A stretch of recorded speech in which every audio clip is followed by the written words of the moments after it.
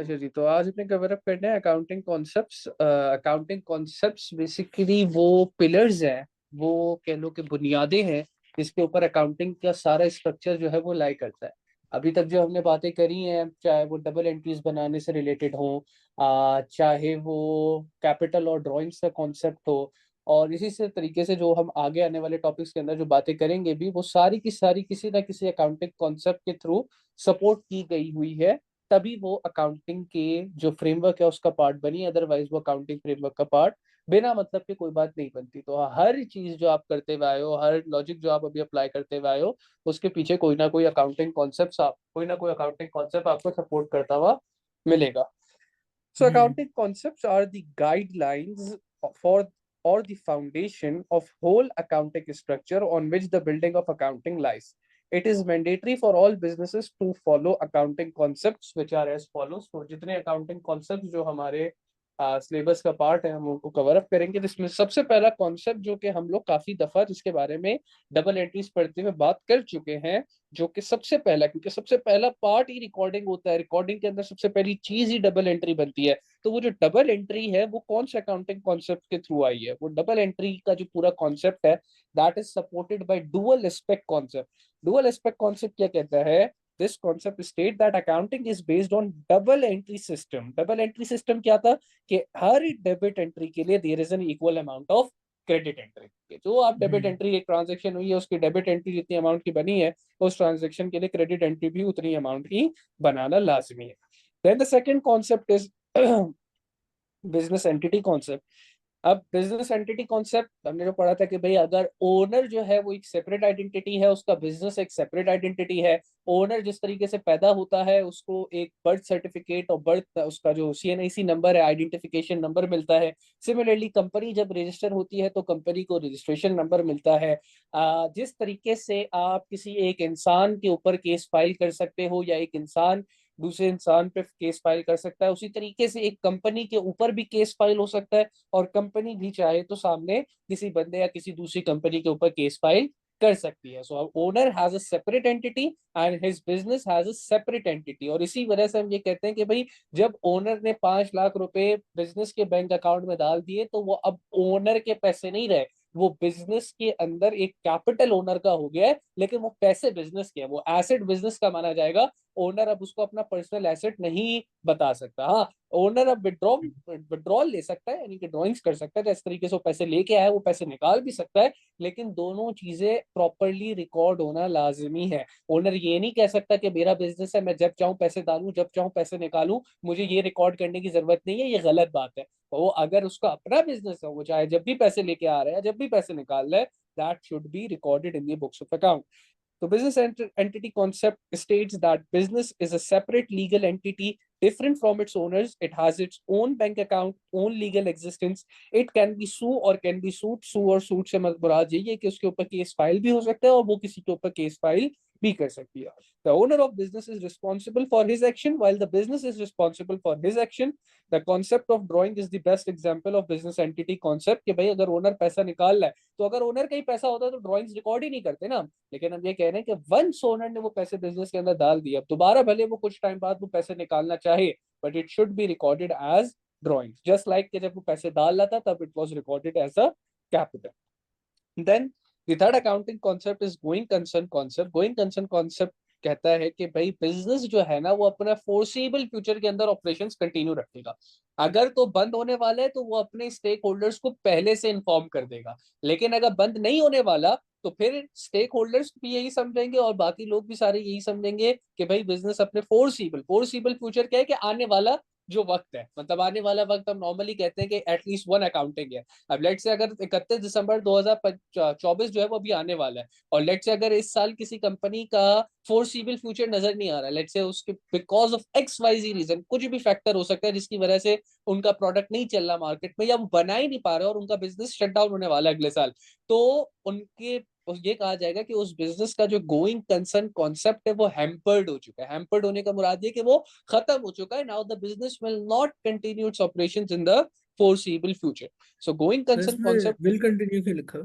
Will continue इसलिए लिखा हुआ है ना, will continue its operations in the foreseeable future, के आने वाले वक्त में वो कंटिन्यू करेगा। मैं वही तो कह रहा हूँ कि भाई 31 दिसंबर 2024 को अगर किसी बिजनेस का फोरसीबल फ्यूचर नहीं दिख रहा कि वो बिजनेस अपने ऑपरेशन फोरसीबल फ्यूचर यानी अगले साल कंटिन्यू नहीं करेगा, तो हम ये कहेंगे कि उसका गोइंग कंसर्न कॉन्सेप्ट हैम्पर हो गया, यानी कि खत्म हो गया। हैम्पर होने से मुराद ये खत्म हो गया है, आपकी बिजनेस आने वाले वक्त में काम नहीं करेगा। लेकिन अगर एक अच्छा, कंपनी है जो कि अभी भी अच्छे चल रही है, अगले साल भी अच्छे चलने के इम्कान है, क्योंकि कुछ खराबी उसके अंदर दिख नहीं रही है ऐसा, तो फिर उसका गोइंग कंसर्न कॉन्सेप्ट जो है वो अपनी जगह सही है बिल्कुल, और वो company in the foreseeable future operate करती रहेगी। अच्छा, अगर कभी सर बिजनेस एंटिटी कॉन्सेप्ट में ये लिखा हुआ है कि business is responsible for the owners action. नहीं नहीं नहीं, business is responsible for his action. ये देखो हिज यहाँ पे क्या लिखा मतलब? है, हिज से मुराद है अपने खुद के action, business is responsible for his से मुराद कंपनी को रेफर किया जा रहा है, business is responsible for his action while.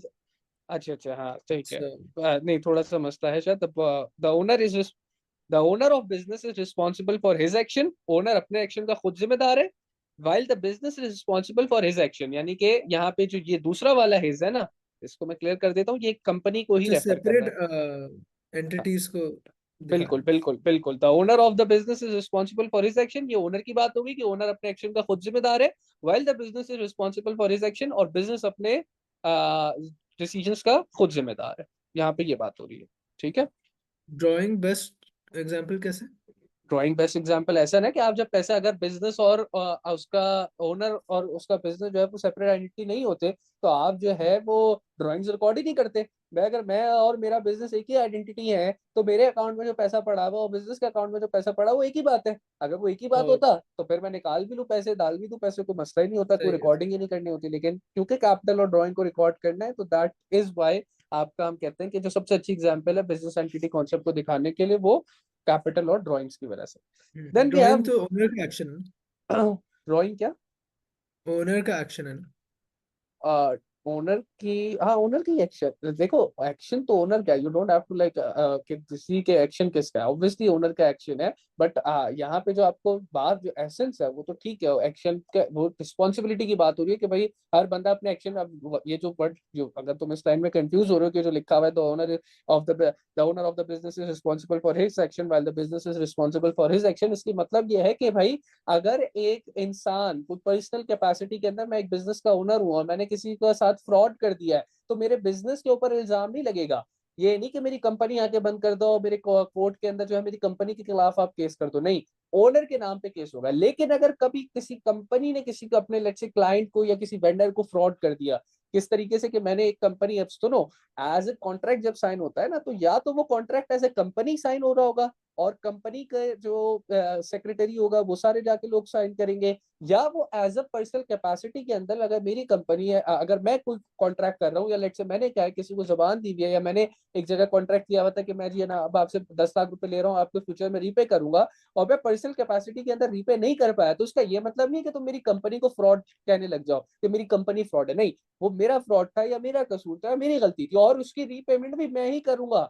उसकी रीपेमेंट भी आप मेरे बिजनेस से जाके मांग नहीं सकते। सिमिलरली हम आगे जाके थोड़ा सा इसको और भी डिटेल में डिस्कस करेंगे कि जब बिजनेस बैंकरप्ट होता है, तो बिजनेस भी जब बैंकरप्ट होता है, तो आप सिर्फ बिजनेस के एसेट्स बेच के, बैंकरप्ट का मतलब ये कि जब उसका कहते हैं ना दिवालिया निकल जाता है, यानी कि अब वो अपने ऑपरेशन नहीं चला पा रहा, बंद करना पड़ गया हम्म, बिजनेस, तो जब बंद करना पड़ जाता है, तो उस वक्त जो क्रेडिटर्स होते हैं, जिन लोगों से आपने पैसा लिया हुआ होता है, तो उनके जो पैसा देने की जो बारी आती है, तो बिजनेस ही की रिस्पॉन्सिबिलिटी होती है उनको पैसे देना, ओनर की रिस्पॉन्सिबिलिटी नहीं होती। आप बिजनेस के ही जो एसेट्स हैं उनको बेच के उन लोगों के क्रेडिटर्स के पैसे वापसी करते हो। ऐसा नहीं होता कि आप ओनर के घर चले जाते हो, बोलते हो कि चलो बेटा घर खाली जो करो, तुमने, तुम्हारी कंपनी ने हमसे पैसे लिए थे, अब तुम्हारी कंपनी पैसे नहीं दे पा रही, तुम अपना घर छोड़ो, ऐसा नहीं होता। हम्म, ठीक है, तो दैट इज वाई वी से कि ओनर अपने जो एक्शंस का खुद जिम्मेदार है और कंपनी अपने एक्शंस की खुद जिम्मेदार है। ये बात अभी ब्रॉड लेवल पे मैंने बताई है, इसके अंदर भी क्लासिफिकेशन है डिपेंडिंग अपॉन के कौन सा बिजनेस ओनर चला रहा है, क्या वो सोल ट्रेडर है, कंपनी है, पार्टनरशिप है, वो फिर हम आगे जाके बातें डिस्कस कर लेते हैं।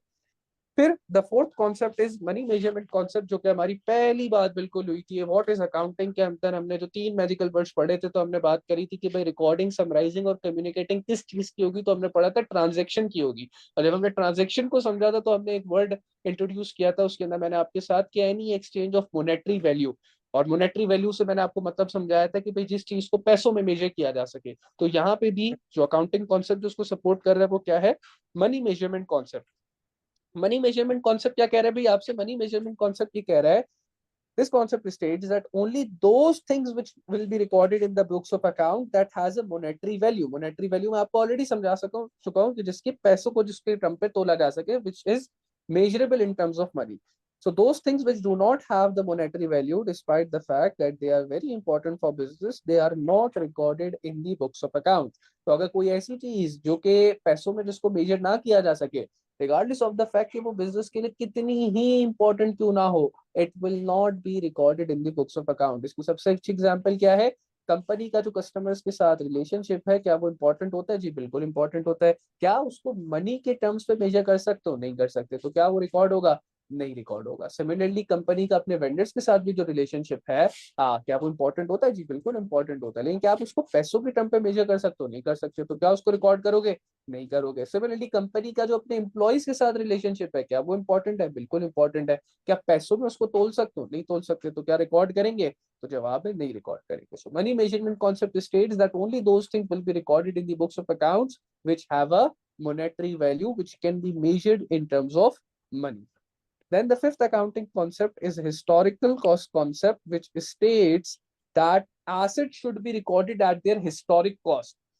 और हिस्टोरिक कॉस्ट क्या होती है? हिस्टोरिक कॉस्ट हमने पढ़ा था जब हम कैपिटल एक्सपेंडिचर्स को डिस्कस कर रहे थे, तो हमने एक बात डिस्कस करी थी कि cost of a non current asset is equal to its purchase price plus all capital expenditure. तो यहाँ पे भी यही बात हो रही है। This concept states that asset should be recorded in the books of accounts at their historical cost, that is its purchase price plus all capital expenditures incurred on it, despite any fall in the value of non-current asset, which will separately be recorded as depreciation. ये definition आपको याद हो तो मैंने पढ़ाई थी, जब bad debts की definition पढ़ाई थी, सिर्फ definition, not the topic, definition मैंने जो हम important terminologies देख रहे थे उसके अंदर हमने बात की थी कि depreciation अगर एक asset मैंने खरीदा है तो उसकी आज की वैल्यू अगर 5 लाख है, तो अगले 5 साल बाद भी उसकी वैल्यू 5 लाख नहीं जाएगी, उसकी वैल्यू गिर जाएगी। तो जो value fall in the value होगा उसको हम क्या कहते हैं? डेप्रिसिएशन कहते हैं। तो यहाँ पे ये बात हुई है कि भाई एसेट को आप अपनी हिस्टोरिक कॉस्ट पे ही दिखाओगे, लेकिन अगर उसकी कोई फॉल इन दी वैल्यू आई है, उसकी वैल्यू के अंदर कोई डिक्रीज आया है, so it should be separately recorded as depreciation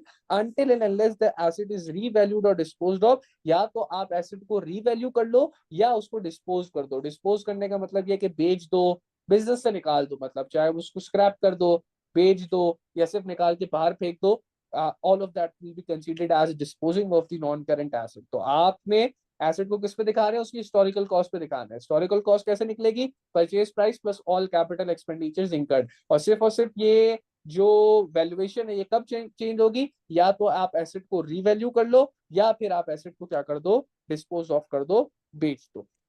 then we have materiality concept. Materiality concept क्या कहता है? अच्छा, अब ये जहां जहां के टॉपिक्स में हम पढ़ेंगे तो आई आस्क कि कौन सा अकाउंटिंग कॉन्सेप्ट किस टॉपिक को सपोर्ट कर रहा है। ये सब मैं नहीं पूछूंगा, एग्जामिनर भी अपने सवाल में थ्योरी के क्वेश्चन में 2 मार्क 4 मार्क के लिए पूछ लेता है। State two accounting concepts which are supported which support this particular topic, या let's say which support, let's say हमारा जो नेक्स्ट टॉपिक है bad debt and doubtful debt. तो जरा नजर रखिएगा, अभी जब हम नेक्स्ट टॉपिक स्टार्ट करेंगे तो you should be able to identify कि जब मैं कॉन्सेप्ट पूरा टॉपिक समझा दूं तो आपको पता होना चाहिए कि भाई ये कौन से अकाउंटिंग कॉन्सेप्ट है जो कि इस पर्टिकुलर टॉपिक या इस पर्टिकुलर कॉन्सेप्ट से रिलेटेड है या रेलिवेंट है।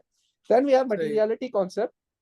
This concept states that an item which is an expense for a larger business, the same item is an asset for a smaller business. अच्छा, अब ये कॉन्सेप्ट बच्चों को समझ नहीं आता कि भाई एक एक चीज जो कि एक बड़े बिजनेस के लिए एक्सपेंस है, आप कह रहे हैं कि वो एक छोटे बिजनेस के लिए एसेट है। ऐसा कैसे हो सकता है? भाई ऐसा ही होता है। आप इसकी सबसे अच्छी एग्जांपल है स्टेशनरी की। अब अगर मेरा एक छोटा सा ऑफिस है, लेट्स से एक कमरे का ऑफिस है, ठीक है, उसमें 3 लोग बैठे हुए हैं, तो मैंने 3 डेस्क बनाई हुई है। 3 डेस्क बनाई हुई है, उसके अंदर हर डेस्क के ऊपर थोड़ा थोड़ा स्टेशनरी का सामान है। लेकिन वो स्टेशन, अब मेरा बहुत ही छोटा सा ऑफिस है, अब तीन, मतलब सोचो ना, 3 डेस्क हैं। अब 3 डेस्कों के ऊपर 3 कैलकुलेटर्स पड़े हुए हैं। आज के जमाने में एक कैलकुलेटर जो अच्छा बड़ा साइंटिफिक वाला आता है वो 4-5 हजार रुपए का आता है। 3 कैलकुलेटर होगा 15 हजार रुपए। पंचिंग मशीन सी मैंने रखी हुई है, 2-2.5 हजार रुपए की वो आती है, ठीक है। 3 पंचिंग मशीन के होगा 7,500 रुपए। 3 मैंने फिर स्टेपलर्स रखे हुए हैं, और वो भी बड़े वाले स्टेपलर्स है जो फाइल को पंच करते हैं, तो वो भी 2-2, 3-3 हजार रुपए का एक आता है। तो ये 7-8 हज़ार रुपए की कोई स्टेपलर्स हो गए। फिर मेरे पास एक बड़ी सी बाइंडिंग फाइल है जो कि पड़ी हुई है, जो कि काफी टाइम तक इस्तेमाल होगी। सारी एक एक डेस्क पे हर फाइल पड़ी हुई है, वो भी 1,000 1,000 रुपए की होती है, वो हो गई, ठीक है।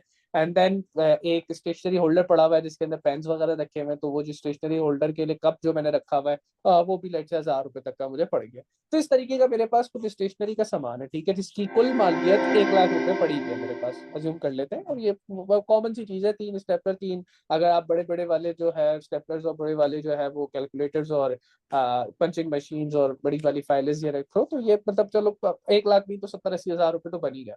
तो अब 70-80 हज़ार रुपए एक छोटे बिजनेस के लिए अपनी, अब एक बिजनेस, अब छोटा बिजनेस है ना, उसका सालाना लेट से रेवेन्यू 4-5 लाख रुपए, उसके प्रॉफिट ही कोई 70-80 हज़ार रुपए निकल के आ रहे हैं महाना।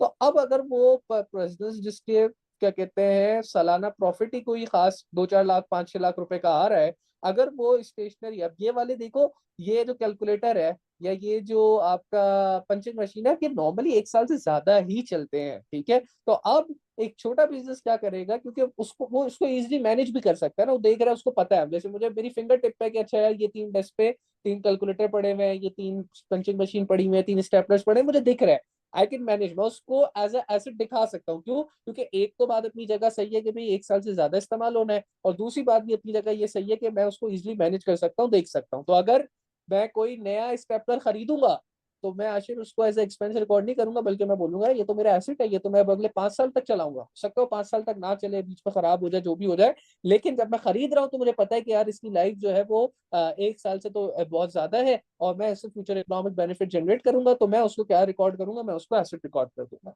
अब एक बड़े बिजनेस के परस्पेक्टिव से सोचो, लेट से अब हम बात करते हैं एचबीएल की। अब एचबीएल का ऑफिस 20, समझो 20 फ्लोर की बिल्डिंग है, और हर फ्लोर के ऊपर मल्टीपल हंड्रेड्स ऑफ डेस्क लगी हुई है। और ये जो मैंने आपको आइटम बताया ना, बैंकिंग इंडस्ट्री है, हर टेबल के ऊपर उनको स्टेपलर चाहिए, हर टेबल के ऊपर उनको पंचिंग मशीन चाहिए, हर टेबल के ऊपर उनको कैलकुलेटर चाहिए। काम ही उनका इस पे हो रहा है, ये सब ना हो तो वो काम किस पे करेंगे, काम ही नहीं कर सकते, उनको फाइलें चाहिए, हर हर टेबल पे बैंकिंग की छोटी सी टेबल भी जो होगी, जो वहाँ पे क्लर्क नुमा लेवल का बंदा भी होगा। इवन जैसे आप जो बैंक के अंदर जाते हो, मैं तो हेड ऑफिस की बात कर रहा हूँ, इवन आप बैंक के अंदर जो कस्टमर वाले जो डीलिंग कर रहे होते हैं बैंक, उनके अंदर भी जाते हो, तो हर कैशियर ऐसे बंदे के पास भी ये 3 चीजें पड़ी हुई होती हैं, ऐसा नहीं है कि उसके पास ये 3 चीजें नहीं होती। तो अब आप एचबीएल के बड़े से हेड ऑफिस पे देख रहे हो, 20 फ्लोर का वो ऑफिस है, मैंने आपको बताया हर फ्लोर के ऊपर 100 डेस्क लगी हुई है, और जो केबिन्स है टॉप मैनेजमेंट के वो अलग है, और हर किसी के पास ये वाली चीजें, ये वाली स्टेशनरी मौजूद है। अब भाई जब अब आप सोचो, एचबीएल के अंदर अब अगर लेट से एक टेबल पे या कुछ लोगों के पास स्टेपलर खत्म हो जाते हैं या खराब हो जाते हैं, और 50 नए स्टेपलर है, अब 50 नए स्टेपलर, ठीक है, 3,000 रुपए के हमने लगाए थे ना, 3,000 से मल्टीप्लाई में 50 कर भी दो, तो क्या अमाउंट बनी? 1.5 लाख रुपए अमाउंट बनी, शायद यही बनी ना। 3,000 × 50, 3,000 × 10 बनेगी 30,000, और 30,000 × 5 कर दो तो फिर 1.5 लाख। 1.5 लाख रुपए के, ठीक है जी, स्टेपलर आ गए, 50 स्टेपलर आ गए। अब एचबीएल जैसा बिजनेस, जिसका सालाना जो टर्नओवर, जो सेल्स हो रही है, वो सेल्स ही बिलियंस ऑफ रुपीस के अंदर है, और उसका प्रॉफिट भी बिलियंस ऑफ रुपीस के अंदर है, तो उसको 1.5 लाख रुपए की क्या पड़ी है, और वो मैनेज कैसे करेगा? अगर उस 1.5 लाख रुपए की वो स्टेशनरी को एसेट दिखा भी दे, तो उसको मैनेज कैसे करेगा कि भाई ये मेरी स्टेशनरी आई है, अब ये मेरा एसेट है, फिर इसके ऊपर मैं डेप्रिसिएशन चार्ज करूं? उसके लिए पॉसिबल ही नहीं है, उसके लिए एक झंझट, एक सॉर्ट ऑफ हेडेक ही हो जाएगा उस बिजनेस के लिए स्टेशनरी को मैनेज करना।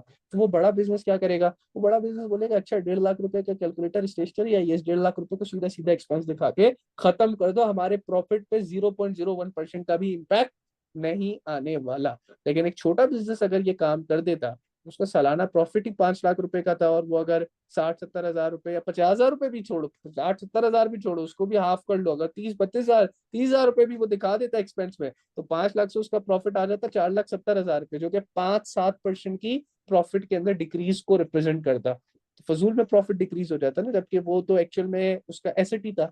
तो दैट इज वाई वी से एज पर मटीरियलिटी कॉन्सेप्ट, कुछ चीजें ऐसी होती हैं जो कि एक बड़े बिजनेस के लिए तो एक्सपेंस है, लेकिन एक छोटे बिजनेस के लिए वो एसेट होगी।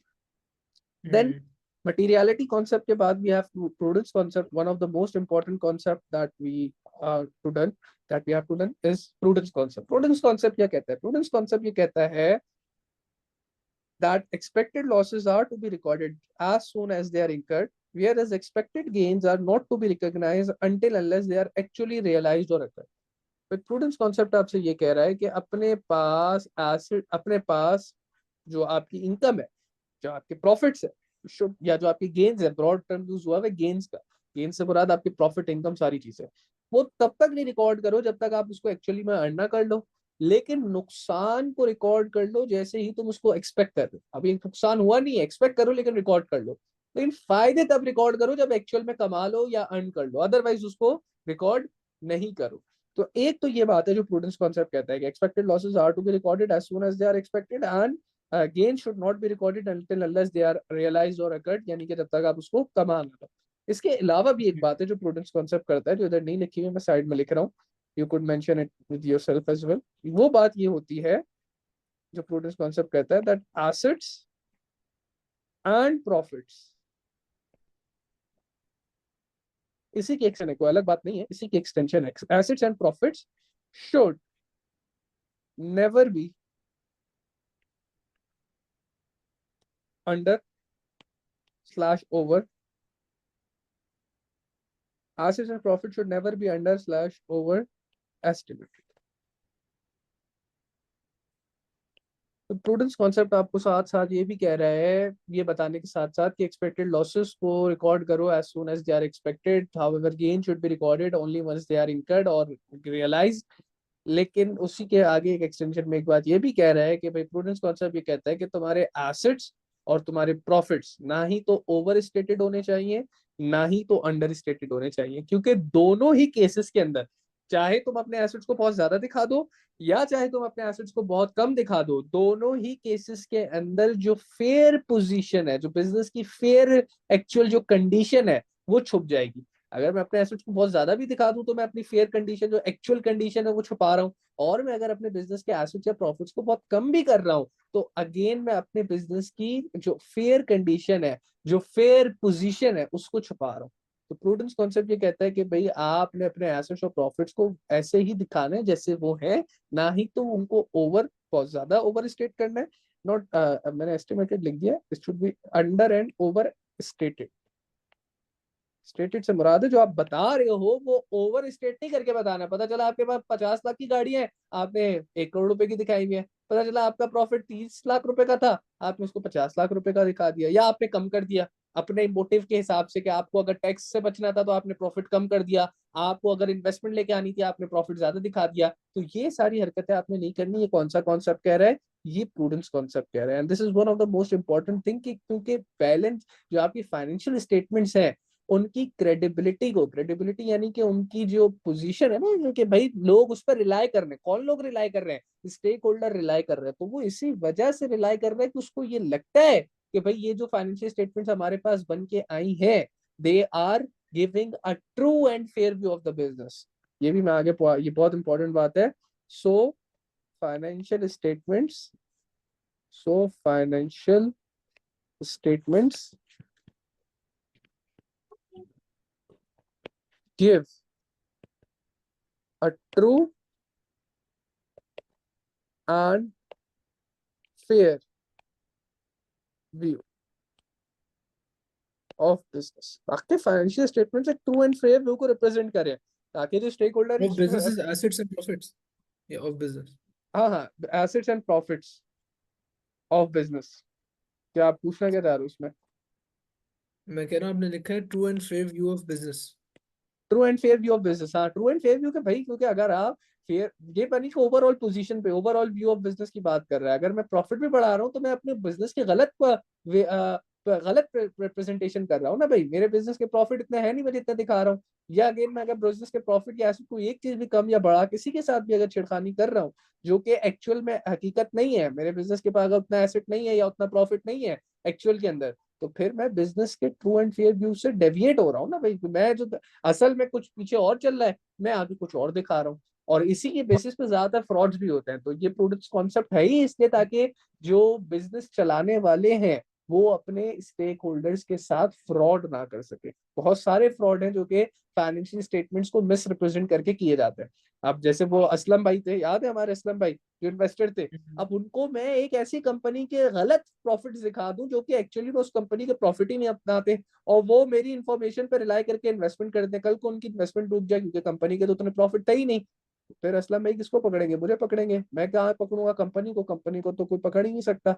और जब तक पकड़ा जाता है तब तक देर हो चुकी होती है, तो फिर उसका कोई फायदा नहीं होता। तो दैट इज व्हाई प्रूडेंस तो कॉन्सेप्ट ये हम्म। प्रूडेंस कॉन्सेप्ट सिर्फ एसेट्स और प्रॉफिट्स के बारे में कह रहे हैं या हर चीज के बारे में, मतलब क्या लॉस भी है? दो ही तो चीजें हैं जो कि आपको, जिसको कंपनी से असेस कर दो। एक obviously when we are referring to profits, तो वो ऑब्वियसली लॉसेस को भी रिप्रेजेंट कर रहा है ना। हाँ भाई अगर मेरे हाँ। प्रॉफिट थे 50 लाख के, तुमने उसकी जगह 5 लाख का लॉस दिखा दिया, तो ये तुमने क्यों किया? या तो तुम टैक्सेस से बचना चाह रहे थे इसलिए तुमने किया, या तुम्हारे कोई और हिडन मोटिव है जिसकी वजह से तुम करना चाह रहे हो। तो if you are deviating from true and fair view, अब वो चाहे प्रॉफिट्स को कम दिखा के, लॉसेस दिखा के हो रहा हो, या एसेट्स को ज्यादा दिखा के ओवर स्टेट करके हो रहा हो, या अंडर स्टेट करके हो रहा हो, किसी भी तरीके से अगर तुम बिजनेस के ट्रू एंड फेयर व्यू को रिप्रेजेंट नहीं कर रहे बल्कि उससे डेविएट हो रहे हो, तो वो फिर प्रूडेंस कॉन्सेप्ट के तुम अगेंस्ट जा रहे हो, उसकी खिलाफ वर्जी कर रहे हो। समझे बात को? हाँ तो ये है आपका प्रूडेंस कॉन्सेप्ट, जो कि कई टॉपिक्स के अंदर हमारे पास काम आएगा। Next one is accrual concept, which is again one of the most important concept prudence के बाद। अक्रूवल कॉन्सेप्ट अब आपसे ये कहता है, this concept states that expenses are to be recorded as soon as they are incurred. Incurred अपने पास लिख लो, समझ लो, क्योंकि मैं भी ये वर्ड बार बार यूज करूंगा। इनकर्ड का मतलब है सर्विसेज का हो जाना। अगर आप किसी एक्सपेंस की, जैसे यहाँ पे बात हो रही है ना, expenses are to be recorded as soon as they are incurred, तो यानी कि जैसे ही मुझे सर्विस मिल गई है, मैं एक्सपेंस को रिकॉर्ड कर लूं। अब भले मैं उसकी पेमेंट 2 दिन बाद करूं, 4 दिन बाद करूं, 6 दिन बाद करूं, मैंने रिकॉर्ड एक्सपेंस कर लिया। तो अब लेट्स से अगर मेरे बिजनेस का पंखा खराब हुआ, मैंने इलेक्ट्रिशियन बुला के पंखा ठीक करवाया, उसका 5,000 रुपए का बिल बना, और मैंने बिल उसको पे नहीं किया, और मैंने बोला कि यार तुम तो तुम्हें मैं पे कर दूंगा कल परसों में, या अपकमिंग मंथ के अंदर, या अपकमिंग वीक के अंदर, और इलेक्ट्रिशियन चला गया, तो भाई खर्चा हो गया है, खर्चा आज हुआ है। तो अक्रूवल कॉन्सेप्ट ये कहता है कि खर्चा आज हुआ है तो उसको रिकॉर्ड भी आज ही करो। सर्विस यूटिलाइज कर लिए तो उसको रिकॉर्ड करो। भले पेमेंट तुम महीने भर बाद दो, 2 महीने बाद दो, या अगले साल दो, उससे फर्क नहीं पड़ता। खर्चा आज हुआ है तो खर्चा आज रिकॉर्ड होगा। सिमिलरली, अगर मैंने, लेट्स से कोई मेरा बिजनेस था और मैंने उस बिजनेस के अंदर जो रेलेवेंट सर्विस है वो प्रोवाइड कर दी, ठीक है, तो अब अक्रूवल कॉन्सेप्ट क्या कहता है कि भाई तुमने सर्विस प्रोवाइड कर दी, तुम्हारा जो काम था तुमने वो सरंजाम दे दिया, तो अब तुम अपने पास रेवेन्यू रिकॉर्ड कर लो। भले तुम उसको जो रिसीव करो, जो एक्चुअल कैश तुम्हें मिले वो 2 महीने बाद मिले या 2 हफ्ते बाद मिले, लेकिन क्योंकि तुमने सर्विस दे दी है, तुमने काम डिलीवर कर दिया है, तो तुम्हारी रेवेन्यू क्या हो चुका है? अर्न हो चुका है। इसी तरीके से अगर तुमने किसी अगली पार्टी से सर्विस ले ली है या काम ले लिया है, अब भले तुम उसको पैसे ना भी दे रहे हो, तब भी वो तुम्हारे बिजनेस का उस साल का, उस अकाउंटिंग ईयर का एक्सपेंस रिकॉर्ड हो जाएगा। So this concept states that expenses are to be recorded as soon as they are incurred। जैसे ही तुमने सर्विस ले ली, जैसे ही तुमने काम करा लिया, एक्सपेंस को तुमने अपने पास रिकॉर्ड कर लेना है, irrespective of the fact, irrespective of the fact whether they are paid or not, चाहे तुमने उसको पे किया है या पे नहीं किया। Similarly, revenues are to be sir recorded। इसमें सिर्फ एक्सपेंसेस के लिखा है, सेल्स भी तो हो सकता बेटा आ रहा हूँ अगली बात पे। सिमिलरली क्या लिखा आगे? Revenues are to be recorded as soon as they are earn. Earn का क्या मतलब है? अर्न का मतलब ये है कि मैंने आगे सर्विस दे दी है, अपना काम मैंने सर अंजाम दे दिया है। अगर लेट से मेरी कोई मार्केटिंग एजेंसी हो, मैंने एक प्रोजेक्ट लिया था और उसमें मैंने कहा था मैं 50 दिन तक आपके लिए एड्स चलाऊंगा, मैंने 50 दिन तक एड्स चला दी है, और उसको मैंने उनको कोटेशन चार्ज की थी 50,000 रुपए की, तो अब वो 50,000 रुपए मेरा रेवेन्यू अर्न हो चुका है, मेरी सेल्स में रिकॉर्ड करूंगा। रिगार्डलेस ऑफ द फैक्ट, क्या लिखा हुआ है? Irrespective of the fact whether received और नॉट, चाहे वो मुझे उस दिन रिसीव ना हो जिस दिन मैंने सर्विस डिलीवर किया, हो सकता है मुझे अगले हफ्ते रिसीव हो सकता है मुझे अगले महीने रिसीव हो, क्वाइट अ पॉसिबिलिटी कि वो अगली पार्टी इतना डिले कर दे कि मुझे अगले साल रिसीव हो, लेकिन आपने उसको एज अ रेवेन्यू उसी दिन रिकॉर्ड कर देना है जिस दिन आपने उसको कमाया। और आपने कमाया कब? जिस दिन आपने सर्विस डिलीवर कर दी। सिमिलरली आपने एक्सपेंस इंकर कब किया? जिस दिन आपने अगली पार्टी से सर्विस रिसीव कर ली, जैसे मैंने आपको इलेक्ट्रिशियन वाली एग्जाम्पल दी थी। तो अब इसकी वजह से एक कॉन्सेप्ट निकल के आता है बहुत इंपॉर्टेंट, जिसको हम लोग कहते हैं अक्रूवल एंड प्रीपेड। कि भाई अगर तो मैंने एक सर्विस ले लिया, लेट से खर्चा मैंने इंकर कर दिया, लेकिन उसको मैंने पे नहीं किया, तो उसका क्या ट्रीटमेंट होगा? या मैंने एक खर्चे के लिए एडवांस में पे कर दिया, मैंने इलेक्ट्रिशियन को शाम में उतरा और 5,000 रुपए पे कर दिया, मैंने कहा मगरिब में जाके बेटा पंखा ठीक कर देना, और वो बेटा मगरिब में आया ही नहीं, और वो बेटा अगले हफ्ते तक नहीं आया, तो अब क्या, जो एडवांस में मैंने उसको पैसे दे दिए उसके बदले की सर्विस मुझे नहीं मिली, तो उसका ट्रीटमेंट क्या होगा? और सिमिलरली अगर मुझे किसी बंदे ने मेरी सर्विसेज के लिए एडवांस में पैसे दे दिए और मैं फिर उसको लेट से डिले कर रहा हूँ, किसी वजह से सर्विस नहीं दे पा रहा, तो उसका क्या ट्रीटमेंट है? या मैंने किसी को एडवांस में सर्विस दे दी है, मैंने पहले से सारा काम उसका करके रख दिया और अब वो मुझे पेमेंट नहीं दे रहा, तो उसका क्या ट्रीटमेंट है? ये सारी चीजें जिसका नाम मैं आपके साथ शेयर कर देता हूँ, कॉन्सेप्ट जो एक्चुअल है वो अभी हम नहीं डिस्कस करेंगे, जिसको हम लोग अनएर्न्ड इनकम या अनएर्न्ड इनकम या प्री रिसीव्ड इनकम भी इसका नाम कहा जाता है, या इसको हम लोग ये भी एक्सपेंस के केस में कहते हैं कि भाई प्रीपेड एक्सपेंस या अक्रूड एक्सपेंस के नाम से भी इसको जाना जाता है। तो ये पूरा एक अगेन टॉपिक है जिसको हम लोग डिस्कस करेंगे, लेकिन अभी आपको ये पता होना चाहिए कि भाई आपकी जो फाइनेंशियल स्टेटमेंट्स हैं वो अक्रूवल कॉन्सेप्ट की बेसिस पे बनती हैं। और अक्रूवल कॉन्सेप्ट क्या है कि आप खर्चा रिकॉर्ड करोगे जब खर्चा इंकर हो गया, रिगार्डलेस ऑफ द फैक्ट के पे कब कर रहे हो, चाहे पहले पे कर दिया था या बाद में पे करोगे, regardless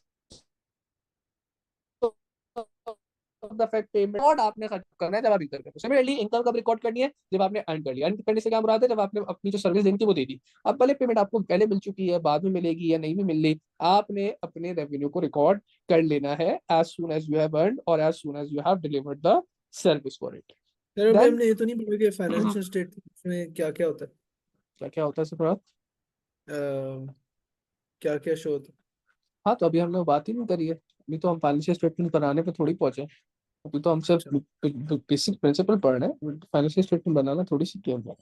then the next accounting concept is matching concept. Matching concept आपसे ये कहता है that expenses of one accounting period are to be match with the revenues of that period. ये ना मोर और लेस अक्रूवल को ही सपोर्ट कर रहा है ये concept.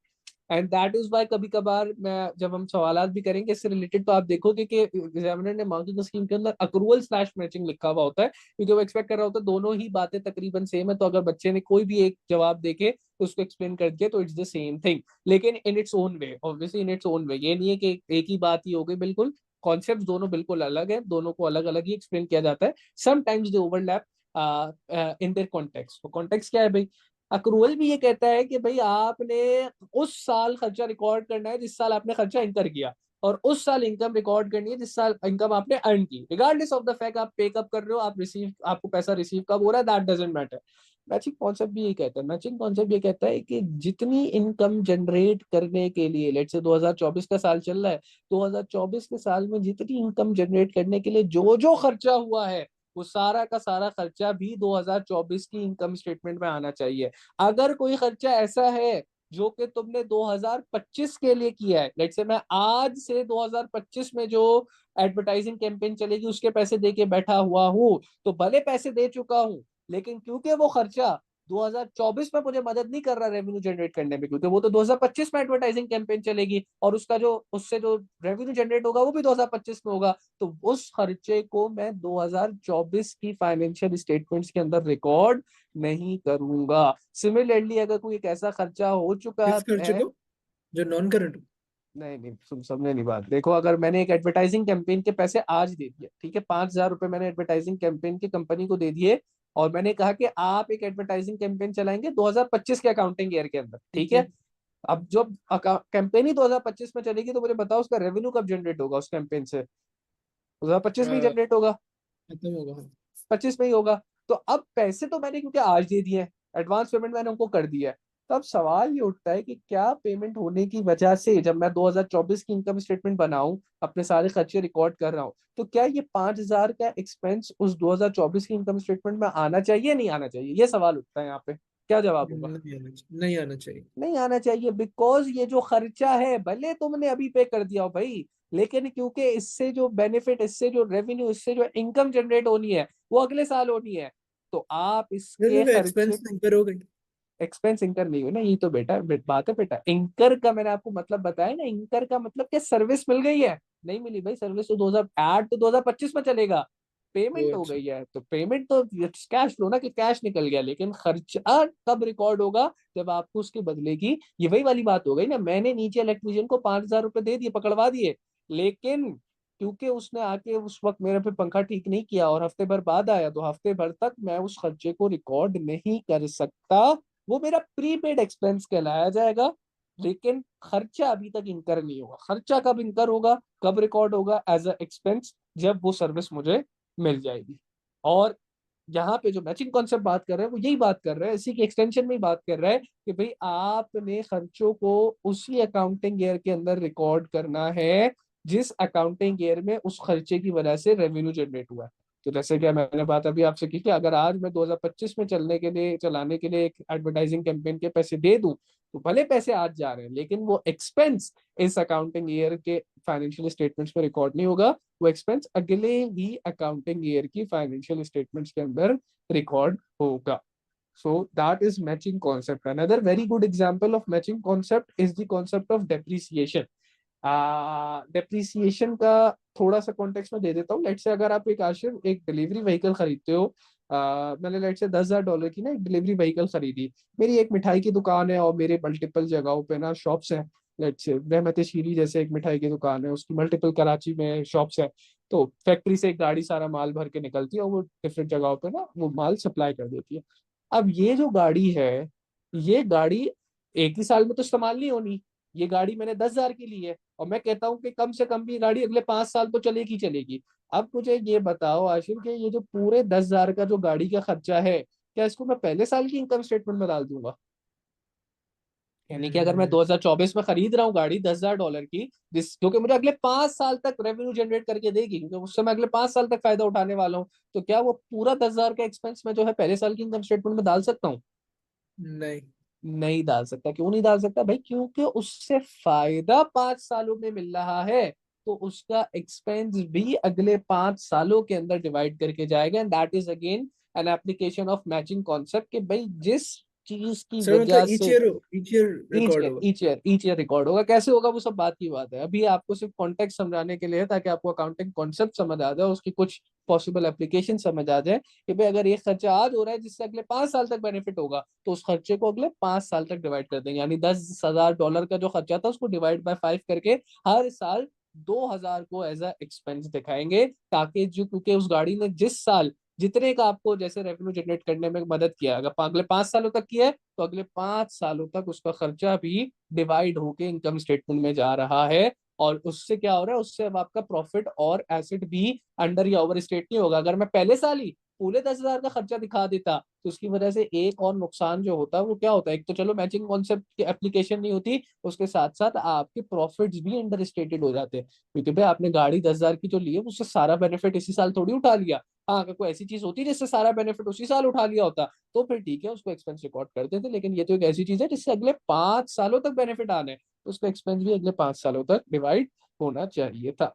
So sir that is revenue और इनकम में क्या फर्क है? आपने इधर एक ही इनकम एक की ही बोला। एक ही बात है, मोर और लेस एक ही। यहाँ पे एक ही बात है। वैसे हम जब रेवेन्यू या इनकम अलग अलग लिखते हैं तो उसमें रेवेन्यू से normally we are trying to identify कि भाई ये गुड्स की सेल्स की वजह से पैसा जनरेट हुआ है। और हाँ। इनकम जिसको हम अदर इनकम के नाम से भी रहते हैं, वो ये है कि भाई बिजनेस की अगर गुड्स की सेल के अलावा कहीं से भी पैसा जनरेट हुआ है तो वो इनकम है। लेकिन यहाँ पे बात एक ही है, income and revenue they are the same thing as far as जहां तक हम तो कॉन्सेप्ट ट्रेड समझ रहे हैं। ट्रेड इनकम कुछ नहीं होता? ट्रेड इनकम यार वही ना जो आप गुड्स बेच के कमा रहे हो, so that is your revenue, that would be classified as your revenue और एज योर सेल्स। और उसके अलावा जितनी भी तुम्हारी इनकम है, that would be classified as your other income. चाहे वो तुम्हारे बिजनेस का कोई जगह है जो तुमने रेंट पे दी है, चाहे तुमने कमीशन कमाया, वो सब अदर इनकम के अंदर आ जाता है। अच्छा ठीक है, then we have realization concept. Realization concept आपका प्रूडेंस कॉन्सेप्ट से थोड़ा सा रिलेट करता है। किस तरीके से? It states that revenue is to be realized only when the confirm sale is made. कह रहा है कि भाई आप सिर्फ रेवेन्यू को तब रियलाइज करोगे, रियलाइज करने से मेरा मुराद ये तब बुक्स ऑफ अकाउंट्स के अंदर लेके आओगे जब आपकी एक्चुअल में सेल हो गई है। The sale is considered to be made depending company's policy. For some businesses, sale is made when the title is transferred, for other delivered when for others, ये यहाँ पे एक मसला है, for others when goods are delivered। यहाँ goods deliver की बात हो रही है, सिर्फ delivered लिखा हुआ है ना, goods are delivered, यहाँ पे delivered से पहले when goods are delivered लिखना चाहा। when goods are delivered and sale is made when the goods are, अच्छा इसको दो दफा वही वही बात जो है ना, वही बात जो मैंने लिखी है, when the goods are delivered, ये फिर यहाँ से काट दो। for other sale is made when the goods are delivered। ठीक है।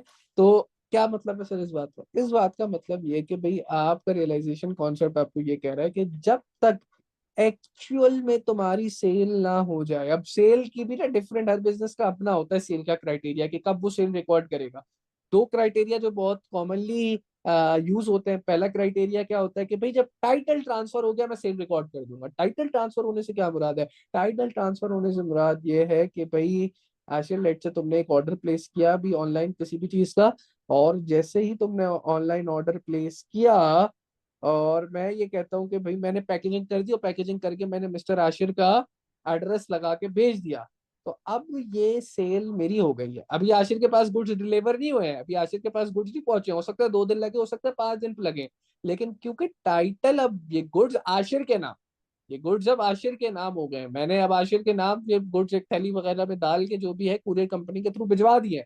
तो क्योंकि टाइटल ट्रांसफर हो गया तो मेरा बिजनेस ये कहता है कि भाई सेल रिकॉर्ड कर लो। अच्छा, कुछ बिजनेस क्या कहते हैं, कुछ दूसरे बिजनेस ये कहते हैं, डिपेंडिंग कंपनी की पॉलिसी क्या है कंप्लीटली, मतलब इसमें ऐसा भी नहीं है कि कोई स्पेसिफिक नेचर हो बिजनेस का जो कि ये पॉलिसी अडॉप्ट कराओ, ये कंपनी के ऊपर है कि वो कौन सी पॉलिसी अडॉप्ट करना चाह रही है।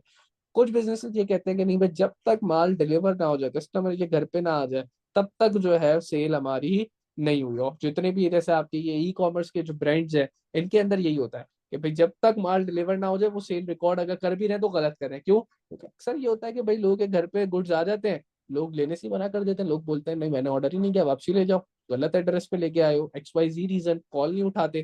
तो अब टाइटल का ट्रांसफर हो जाना तो सेल्स का आकर होने से रेलेवेंट नहीं रहा ना। तो इस वजह से वो लोग कब रिकॉर्ड करते हैं सेल्स, जब गुड्स एक्चुअल में डिलीवर हो जाए। लेकिन कुछ जो बड़े लेवल पे काम हो रहा होता है, स्पेशली जब लेट से अगर कोई मैं लेट से चाइना से इंपोर्ट एक्सपोर्ट का काम कर रहा हूँ, पूरे पूरे कंटेनर मंगवा रहा हूँ, तो इस तरीके के कामों के अंदर टाइटल ट्रांसफर होने पे सेल हो जाती है। सीधी सी बात है, क्योंकि एक तो अमाउंट इतनी बड़ी होती है, और फिर आगे से पता होता है ना यार, अगर मैं मुझे कोई बंदा एक बाकी कंटेनर, अब देखो 1000 रुपए का जूता है, 1000 रुपए की कोई चीज तो मैं किसी भी अननोन बंदे से किसी भी कॉमर्स ब्रांड से मंगवा लूं, मुझे भेज देगा। लेकिन जब मैं पूरा कंटेनर करोड़ रुपए का मंगवा रहा हूँ तो अगला बंदा मेरी क्रॉस वेरिफिकेशन करेगा, बैंक से वेरिफिकेशन करेगा, सब करने के बाद मेरे हवाले 1 करोड़ रुपए का कंटेनर जो भी है मेरे साथ डील करने के लिए राजी होगा। हम दोनों एक दूसरे को जानते होंगे तब हमारी इतनी बड़ी डील होगी, वरना अदरवाइज हो ही नहीं सकती। तो उसको पता होता है कि भाई ये टाइटल ट्रांसफर हो गया, अब ये गुड्स इसके हैं। अब अगर रास्ते में भी, अच्छा इस पे भी मल्टीपल किस्से में मैं उसमें नहीं जाऊंगा, वो शिपिंग से रिलेटेड कहानी आ जाती है, इसमें भी मल्टीपल वो होते हैं कि भाई जिम्मेदारी किसकी होगी। अगर मैं यहाँ से लेट से अमेरिका से बैठ के पाकिस्तान के लिए कंटेनर निकाल रहा हूँ, मैं मोहम्मद हमजा ताहिर, आशिर बजाज को पाकिस्तान कंटेनर भेज रहा है, तो भाई अब कंटेनर पोर्ट पे पहुंचा दिया मैंने, अब पोर्ट पे पहुंचाने के बाद जिम्मेदारी किसकी? अगर लेट से कंटेनर पानी में डूब गया, कौन जिम्मेदार होगा, हम्म। आशिर क्या हमजा? तो उसके ऊपर भी वो फिर शिपिंग की कहानी होती है कि भाई उस पर एग्रीमेंट साइन होता है, उसमें मल्टीपल टाइप होती हैं, फ्री ऑन बोर्ड और फ्रेट ऑन बोर्ड करके, FOB और काफी सारी चीजें होती हैं, obviously not part of our syllabus. तो समझाने का मतलब क्या है? समझाने का मतलब यह है कि बिजनेस की डिफरेंट पॉलिसी होती है जिसके हिसाब से वो सेल रिकॉर्ड करते हैं। कुछ बिजनेस सेल रिकॉर्ड कर लेते हैं टाइटल के ट्रांसफर होने पे, कुछ बिजनेस सेल रिकॉर्ड करते हैं जब गुड्स डिलीवर हो जाए, depending upon the nature and type of business. इसमें थोड़ा सा कॉन्टेक्स्ट दे दिया कि भाई छोटे जो आपके एक एक कस्टमर के साथ एक एक छोटे छोटे प्रोडक्ट्स डिलीवर करा रहे हैं वो नॉर्मली गुड्स डिलीवर होने के बाद सेल रिकॉर्ड करते हैं, और जो इस तरीके से बल्क में काम कर रहे हैं वो टाइटल के ट्रांसफर होने पे सेल को रिकॉर्ड कर लेते हैं। Then after realization concept we have substance over form concept. ये कॉन्सेप्ट आपसे क्या कहता है? This is also known as commercial reality concept. It states that if an asset is bought, ये वाला भी बात हम कर चुके हैं, याद है? रिमेंबर हमने जब बात की थी कि एसेट्स कैन बी ओन्ड और कैन बी ओड, तो हमने बोला था कि भाई एसेट अगर बिजनेस ने कोई गाड़ी लीज पे भी ली हुई है या बैंक से लीज करा के भी ली हुई है, तो फिर मैंने आपको याद है बताया था कि कंट्रोल देखा जाएगा किसके पास है। अगर कंट्रोल बिजनेस के पास है तो वो एसेट बिजनेस का ही है, भले फिर वो जो नाम है, जो ओनरशिप है, वो टाइटल भले बैंक के नाम पर, डजेंट मैटर, बिजनेस ही उसको अपने पास एज अ एसेट रिकॉर्ड करेगा, बैंक उसको अपने पास एज अ एसेट रिकॉर्ड नहीं कर सकता। So this concept is also known as commercial reality concept. This it states that if an asset is bought on hire purchase और lease, hire purchase का भाई मतलब होता है लीज के ऊपर आपने अगर लिया है, that despite the fact that asset is not yet owned by business, अभी तक मेरे पास ओनरशिप नहीं है, गाड़ी के कागजात अभी तक बैंक के पास है, it will still be treated as a non-current asset and the amount not yet paid will be treated as a liability of business। 40 lakh की गाड़ी थी, 20 लाख मैंने डाउन पेमेंट दे दी, लेकिन 20 लाख मैंने बैंक से लोन लिया, तो अब ओनरशिप तो बैंक के नाम पे है, लेकिन गाड़ी का कंट्रोल, उससे बेनिफिट मुझे हो रहा है, तो वो मेरा ही एसेट रिकॉर्ड रहेगा। हाँ, जो 20 लाख रुपए जो मैंने बैंक को रीपे करने हैं, that will be separately recorded as a liability. तो ये जो हमने बात पढ़ी थी ना, assets can be owned or can be owed, जो पहली इनफैक्ट बात थी हमारी सबसे शुरू में, तो उसको कौन सा कॉन्सेप्ट सपोर्ट कर रहा है, उसको substance over form concept support कर रहा है। इसको हम कमर्शियल रियलिटी भी कहते हैं। कमर्शियल रियलिटी क्यों कहते हैं? क्योंकि आप यहाँ पे एसेट की रियलिटी की बेसिस पे गेज कर रहे हो कि एसेट किसके पास रिकॉर्ड होना चाहिए। तो क्योंकि एसेट की रियलिटी ये है कि बिजनेस उसको यूज कर रहा है, बिजनेस के पास उसका कंट्रोल है, बिजनेस जहां चाहे उस गाड़ी को लेके जा रहा है, तो then it should be recorded as the asset of the सर बिजनेस मैं एंड यहाँ नॉट पे तो एज। ओन भी है और ओड भी है दोनों। क्या ओन भी और ओड भी है? मतलब बैंक को ओ कर रहे हैं लोन हाँ, और ओन एसेट बेटा, बात गाड़ी की हो रही है ना, नॉन करंट एसेट को रिकॉर्ड किया जाए ना किया जाए, तो वो आपके पास एज अ बिजनेस के अंदर पूरे 40 लाख पर रिकॉर्ड होगा। और फिर 20 लाख की आप सेपरेटली, ये पहले भी हमारी बात हुई थी कि 20 लाख की जो आपने पैसे नहीं दिए हैं वो सेपरेटली आपने रिकॉर्ड करना है। लेकिन इसका ये मतलब नहीं है कि वो एसेट आपका नहीं है। अगर ये जो मैंने बैंक से लीज करा के भी गाड़ी ली हुई है मेरे बिजनेस ने, वो भी मेरे बिजनेस का ही एसेट है। हाँ, जो अमाउंट मैंने पे नहीं की है, जो अनपेड अमाउंट है, that would be separately recorded as a liability. लेकिन मैं ये नहीं कहूंगा कि ये गाड़ी बिजनेस का एसेट नहीं है जी। गाड़ी बिजनेस का ही एसेट है। जो अमाउंट अनपेड है that is separately recorded as liability, जो कि आपने बैंक को रीपे करनी है। ठीक। Then we have consistency concept, जो कि मेरे ख्याल से हमारा लास्ट अकाउंटिंग कॉन्सेप्ट है। This concept states that accounting policies and procedures cannot vary from one accounting period to another until and unless the new policy shows a better position of the business. यहाँ पे क्या बात हो रही है? यहाँ पे बात ये हो रही है कि बिजनेस अपनी वंस पॉलिसीज डेवलप कर ले, अपने प्रोसीजर्स डेवलप कर ले। क्योंकि देखो पॉलिसी, अब देखो जैसे सेल की पॉलिसी हमने पढ़ी कि भाई गुड्स डिलीवर होने पे सेल रिकॉर्ड करनी है या टाइटल ट्रांसफर होने पे सेल रिकॉर्ड करनी है। इसी तरीके से और भी बहुत सारी बिजनेस की पॉलिसीज होती है। इसी तरीके से जो हमारा डेप्रीसिएशन, हमने जो उसकी थोड़ी सी बात कर ली है कि भाई एसेट की फॉल है तो कितना फॉल आ रहा है, वो बिजनेस अपने हिसाब से एस्टिमेट करता है कि भाई हमारे हिसाब से 10% आ रहा है, तो अब 10% आ रहा है तो 10% पे कायमो दायम रहो। ये नहीं पहले साल 10% आ रहा है तो अगले साल तुमने 20 कर दिया, फिर अगले साल 10 पे आ गए, ऐसा नहीं चलेगा। once you have established your policies, once you have established your procedures, once you have established your criteria, you should remain firm on it. हाँ, ऐसा नहीं है कि आपके पास कोई इजाजत ही नहीं है चेंज करने की कि भाई जो हो गया बस उसी पे आपने पूरी जिंदगी गुजारा करना, नहीं ऐसा नहीं है। आप चेंज कर सकते हो, लेकिन सिर्फ कब चेंज करोगे? क्या लिखा हुआ है? when it represents or reflect a true and fair view of business performance। जब आपकी उस चेंज इन पॉलिसी या चेंज इन एस्टिमेट या चेंज इन प्रोसीजर की वजह से अगर तो it represents a better and a more true and fair view of the business performance, तो आप चेंज कर ले सकते हो। लेकिन फिर अच्छा, फिर एक बात की, ठीक है आपने चेंज कर लिया, चेंज करने के लिए आपके पास रीजन क्या होना चाहिए कि भाई it will represent better true and fair view of the business performance. But once change, अब आपने जब वंस द पॉलिसी चेंज, अब वंस आपने पॉलिसी चेंज कर ली, देन आप एक तो उसको नोट्स टू अकाउंट्स के अंदर डिस्क्लोज करोगे। और अब ये नहीं कि एक साल बाद दोबारा आपने कहा कि नहीं यार पुरानी वाली पॉलिसी अच्छी थी, हम दोबारा पुरानी वाली पॉलिसी पे चले जा सकते हैं, नहीं।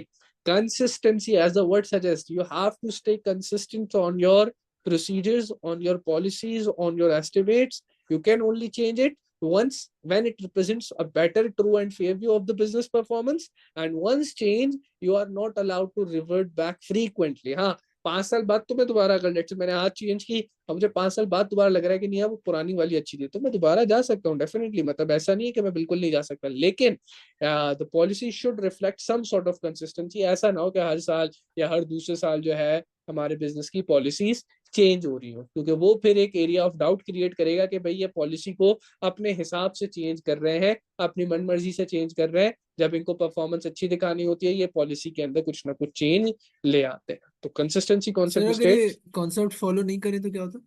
कॉन्सेप्ट फॉलो ना करो आप तो आपकी फाइनेंशियल स्टेटमेंट्स का जो ट्रू एंड फेयर व्यू है ना, जो कि आपने रिप्रेजेंट करना है, वो रिप्रेजेंट नहीं होगा। एंड अगर अगर आपकी financial statements true and fair view represent नहीं कर रही, तो इम्प्लीकेशंस तो बहुत सारे हैं। अगर आप लेट्स से एक बड़ी कंपनी हो, तो मैंने आपको थोड़ा सा बताया था कि भाई साल के एंड ऑडिटर आके चेक करता है, ऑडिटर पकड़ लेगा। ऑडिटर पकड़ के अगर एक रिपोर्ट जारी कर देगा कि भाई ये कंपनी के अंदर तो फ्रॉड हो रहा है, ये कंपनी तो अकाउंटिंग कॉन्सेप्ट ही फॉलो नहीं कर रही, तो हो गया ना। स्टेक होल्डर पे कहाँ से मेरा जैसा बंदा, अगर मैंने शेयर्स खरीदे हुए थे कंपनी के, तो मैं तो फौरन डंप कर दूंगा और उसके बाद दोबारा कभी देखूंगा भी नहीं उस कंपनी के शेयर्स खरीदने के लिए। क्यों भाई? सीधी सी बात है, ये कंपनी अगर इंटरनली फ्रॉड कर रही है तो मेरे पास तो एक्सटर्नल इन्फॉर्मेशन आ रही है ना। मैं तो अपने सारे डिसीजन ही as a stakeholder, as a as a shareholder और एज अ स्टेक होल्डर, चाहे मैं वेंडर हूँ या इवन लेट्स इन्वेस्टर हूँ या इवन बैंक हूँ या गवर्नमेंट का कोई इदारा हूँ, मैं तो अपने सारे इन्फॉर्मेशन के सारे उस कंपनी से रिलेटेड डिसीजन ले ही on the basis of financial statement रहा हूँ। और वो भी अगर सही से प्रिपेयर नहीं होके आ रही, उसी के अंदर अगर एलिमेंट्स मिसिंग है, उसी के अंदर अगर अकाउंटिंग कॉन्सेप्ट्स फॉलो नहीं हो रहे हैं, तो फिर तो यानी कि बिजनेस का ट्रू एंड फेयर रिप्रेजेंट ही नहीं हो रहा। फिर तो हो सकता है पीछे क्या क्या चल रहा हो मुझे कुछ पता ही ना हो, मुझे तो बड़ी लिमिटेड, मुझे तो 80-100 पेज का एक डॉक्यूमेंट मिल रहा है पूरे साल की परफॉर्मेंस का, और उस पे मैं बिलीव कर रहा हूँ। अगर वो डॉक्यूमेंट भी सही नहीं है तो फिर तो मेरी डिसीजन मेकिंग का अल्लाह ही हाफिज है, फिर तो मेरी डिसीजंस का कोई फायदा मुझे नहीं मिलना। तो हो गई ना कंपनी बर्बाद, और क्या। तो इसकी बहुत सारी, ये जो सबसे बड़ी इम्प्लीकेशन है वो उसकी यही है कि फिर ऑडिटर आगे आपके जो है ऐसी की तैसी कर देगा। सर वेंडर्स कौन होते वेंडर्स भाई सप्लायर्स, जो हमने पढ़ी trade payables, they are similar हैं? वेंडर्स। तो यहाँ पे आपके जो 12 अकाउंटिंग कॉन्सेप्ट्स हैं दे आर कंप्लीट।